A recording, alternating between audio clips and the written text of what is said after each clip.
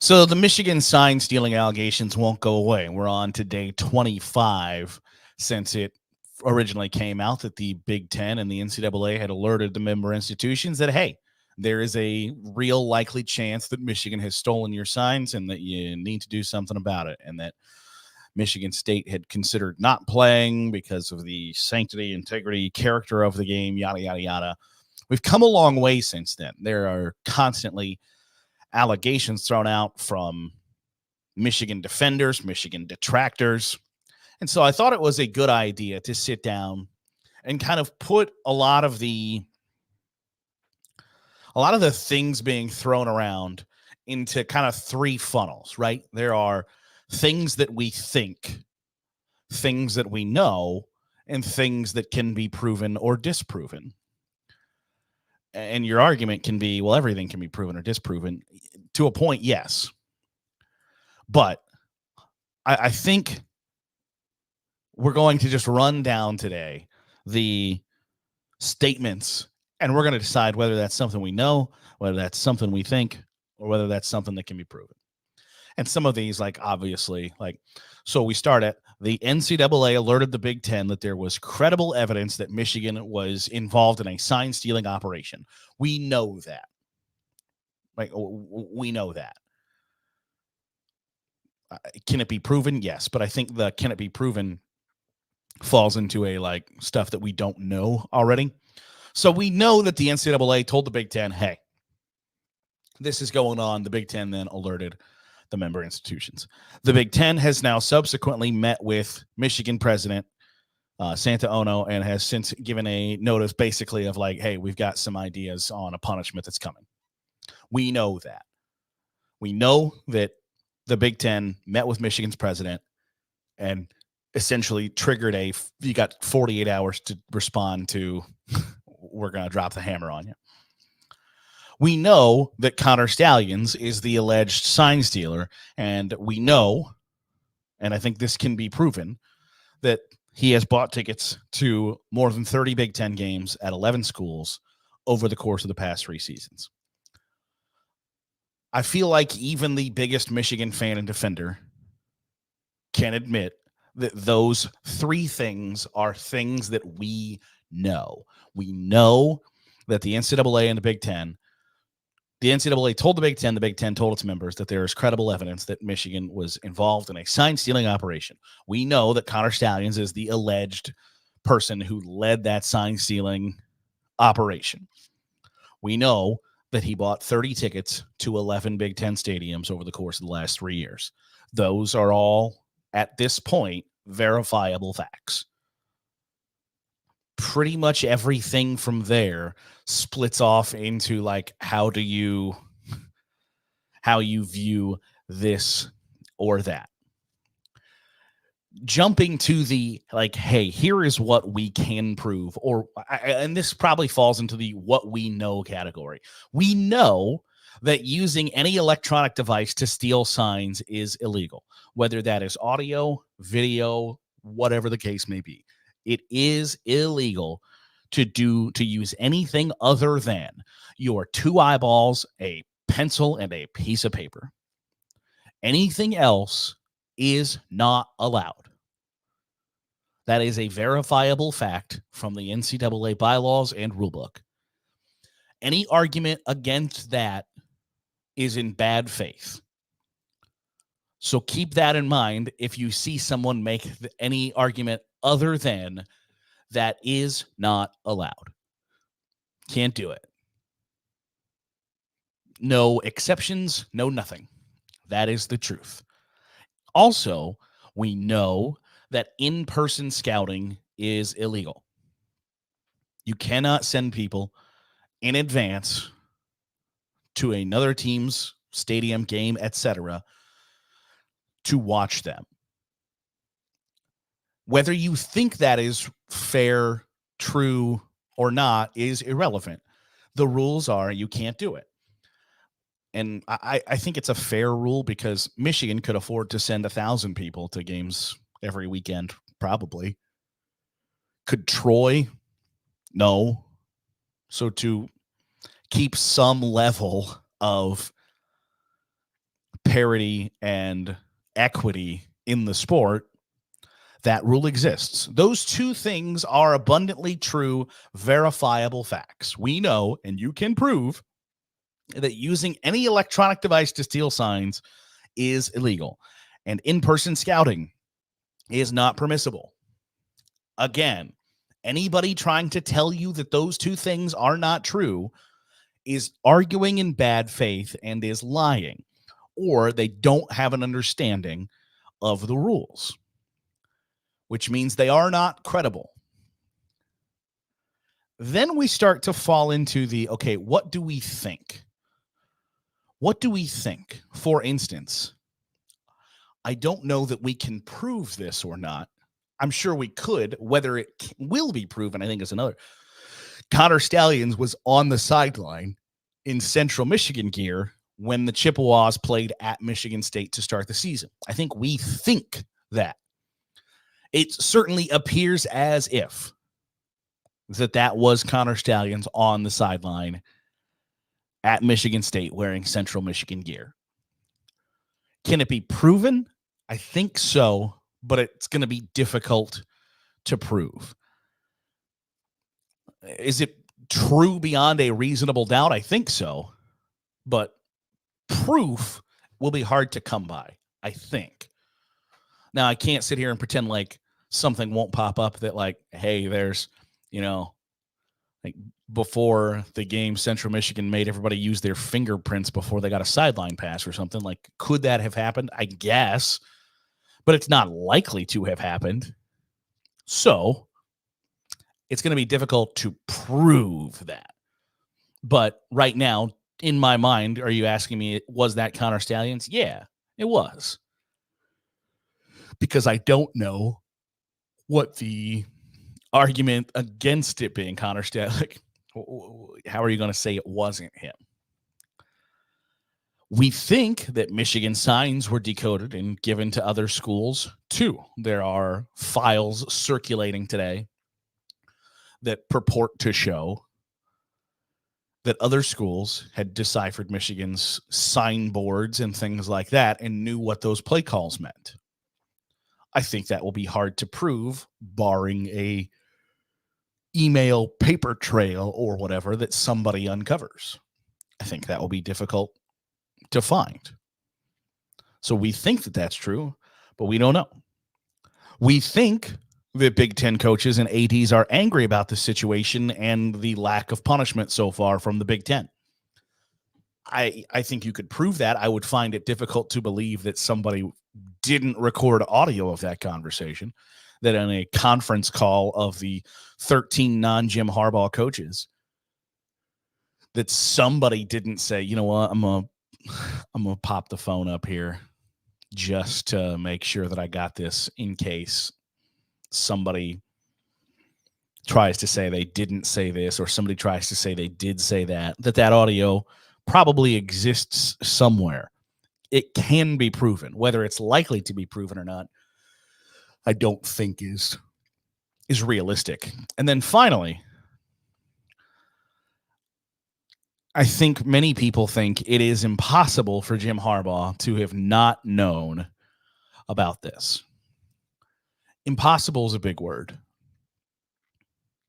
I find it highly unlikely that Jim Harbaugh didn't know, but do I find it impossible for him to not know? No. Highly, highly, highly unlikely that he didn't know, but impossible is probably a jump too far for me. Because I'm certain there are things that go on in that program that he doesn't know about, legitimately. Like if you were to say to Jim Harbaugh, like, which one of your starting linebackers doesn't like to have his ankle taped? He probably doesn't know. So, and I'm not equating those two things. I'm not equating that your program is accused of this elaborate sign stealing operation and whether your like outside linebacker gets his ankles taped or not. I'm not equating those two things, but it is conceivable that there are things that happen inside the program that he has no idea about. I just don't think that this is one of those. So we put that as we think. Now, supposedly there's a report out today that the NCAA has no evidence that Jim Harbaugh knew about this. But that doesn't matter, because if the allegations are true, you cannot use the defense of Jim Harbaugh didn't know, because the NCAA bylaws say that it's the responsibility of the head coach to ensure that everybody inside the program, whether it's assistant coaches, players, trainers, analysts, whatever the case may be, are operating within the construct of the rules. So if they broke the rules, the acts by the bylaws falls also on Jim Harbaugh. So that defense does not work. I think you can prove that Michigan had a sign-stealing operation, an elaborate sign-stealing operation. The video that Barstool's Will Compton tweeted out, where Nebraska calls a play, I think it's 2 years ago now. Nebraska calls a play. Immediately, Michigan defenders start waving their hand in front of their face like the old John Cena, "You can't see me." And then the next play is a screen. Well, waving your hand in front of your face would conceivably be an alert to everybody else on the field that it is a screen is coming. The two defensive ends did not rush on the play. The ball was snapped, and Aiden Hutchinson and the other defensive end each completely vacate where they were and start directly to move to the flats. The two defensive tackles stand kind of straight up, play patty cake with their offensive linemen. No linebackers blitz, no defender, no back four corners or safeties really do anything other than wait for the screen to be thrown. I don't know about you, but I've never seen a defensive coordinator say, you know what, the key to winning defensively is to only kind of half-ass rush two guys, and then we'll drop our DNs and then not bring any backers either. It's just, that's because it doesn't happen. And you've seen the videos of when CJ Stroud looked to the sideline to get further instructions from Ohio State's crew, and everybody on the Michigan sideline signals something, and Michigan snuffs out the play perfectly in a high leverage situation. Conceivably, there's only one answer to why that was happening. I don't know that you can make up a reasonable answer of another excuse, description, whatever, other than when you've been tasked with, hey, you were undergoing this elaborate cheating scandal. I don't know what other thing you can say. No. What actually was happening was, I don't know what you're pulling out of that bag that makes any sense. So I think you can prove, or you can at least deduce, it is true that the NCAA was alerted by some sort of legal organization that Michigan was utilizing an elaborate sign stealing system. Then there is video evidence pretty much showing, one, Connor Stalions always being next to the offensive or defensive coordinator, depending on which side of the ball Michigan was on, talking to them. There is video of him saying to a coordinator, "Run right." Like the defensive coordinator says, "What is it?" "Run right." It doesn't take a science rocket to put 2 and 2 together there to say, okay, it is really clear that is what happened. But, and I don't think this is unfair. I think it's true. Michigan fans have built their fandom and built their football program up to a moral superiority of, we don't do the things that everybody else does, and that's why we are great, is because we don't cheat, we don't bring in hoodlums, we don't do all the things that everybody else is accused of. We don't do those things. Well, and then here you are. So that's a difficult thing to confront. It's sort of like when you spend your entire childhood thinking like, your parents are the greatest people on the planet, and then you grow up and you're like, oh, they kind of suck like everybody else. Like, it's just, you have to confront that. And some people can confront that and go, oh, all right, well, that's a problem. And some people can't. And that's okay. But I think we can prove through kind of video evidence and paper trails, etc., at minimum, that Connor Stalions was working for the Michigan football program with the express intent to steal the opponent's signs. Whether you can prove or not that that was his stated mission from the Michigan football program is a different topic, is a different discussion. But from everything that has been reported and figured out, I think you can prove that Connor Stalions was stealing signs for Michigan. I think you can prove that Connor Stalions or people he paid were attending games at other schools with the intent to steal their signs.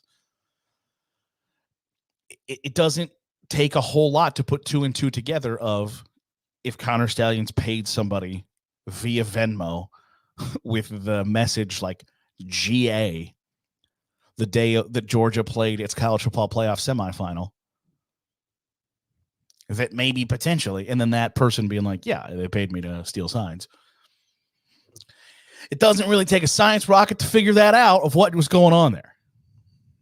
I also think you can prove that there are allegations, and there, believe me, there are so many different things that have come out in the course of the last 25 days that are like, well, wait, what?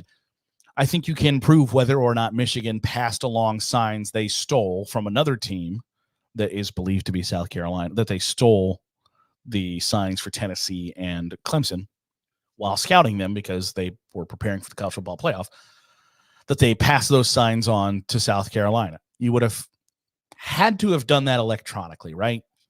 Like, I guess I just don't know that I buy that Connor Stalions stole Tennessee and Clemson signs, printed off those signs, then put them in like a manila envelope and sent them to Columbia, South Carolina for the Gamecocks coaching staff to use.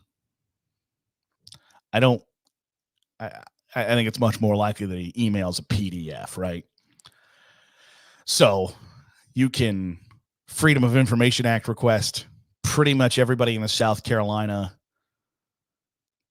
football stratosphere's email, or you get Connor Stalions or any other Michigan staffer, you Freedom of Information Act request their emails and see what turns up. I think that's provable. Whether it will be proven or not, I doubt it.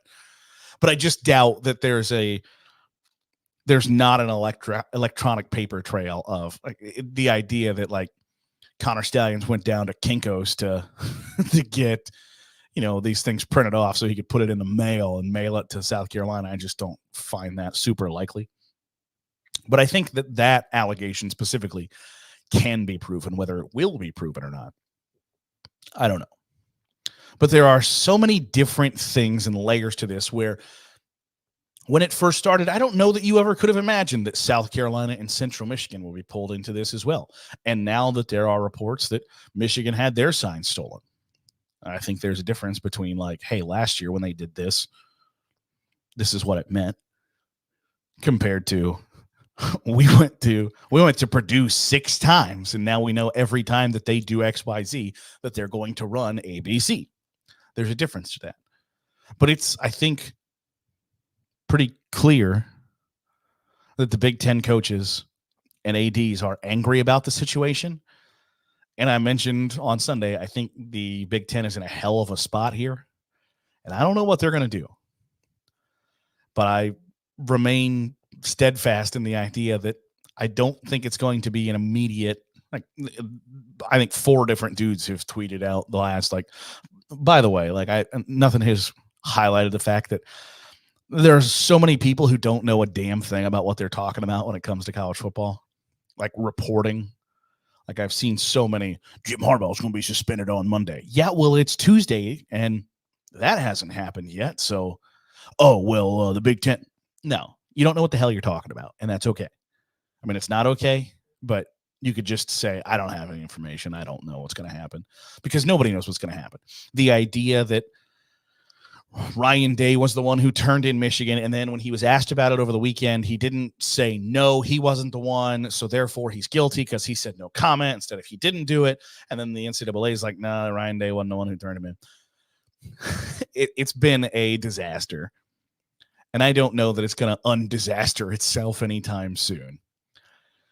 But it is outrageous, ridiculous, crazy to me that the idea that 25 days ago, Michigan is stealing its opponent's signs turned into one of their staffers was on the Central Michigan side. And also he might have given the signals for Tennessee and Clemson to South Carolina. So now you got multiple programs involved in this. And I don't know where the end is in sight. I think that it's going to be a while before the Big Ten comes down and says, yeah, we figured this all out. Here's our case. And Jim Harbaugh is suspended or whatever. I just don't think it's going to be that quick and that swift. But it is super interesting and gives me a lot of stuff to talk about. So I hope it continues for a long, long time. That'll do it for today's episode of the Daily Huddle. Appreciate you making us a part of your day, however it is, wherever it is you're doing so. If you're watching on YouTube, drop a 5-star or hit the subscribe button. Idiot. Hit the subscribe button. Make sure you're getting all the great college football content we're pumping out here on Saturday Glory. If you're listening on a podcast, drop a 5-star review. It goes a long way in helping out the channel. We'll see you tomorrow and recap, preview, recap the latest college football playoff rankings. We'll do it tomorrow.